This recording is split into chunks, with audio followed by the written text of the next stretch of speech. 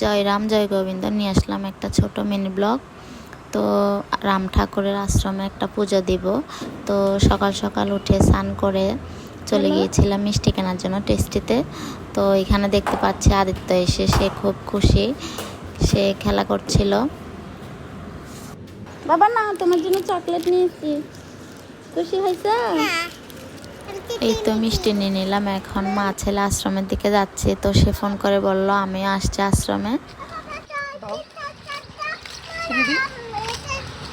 আমরা এখন যাচ্ছি পূজা দিতে রাম ঠাকুরের আশ্রমে।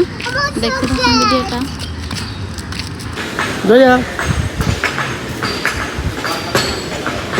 আদিত্য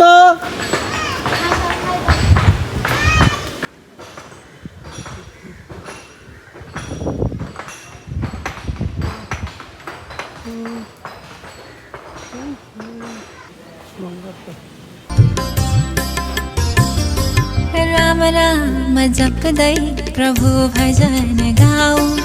राम राम जपदै प्रभु भजन। তুমি কি খাচ্ছ? চকলেট। দাঁত পোকা ধরবে না? পোকা ধরবে না? राम राम নিয়ে নিলাম ভাতের টিকিট। সে খাবে না, সে অফিসে চলে গিয়েছে। আমরা দুজন খাবো, মা ছেলে।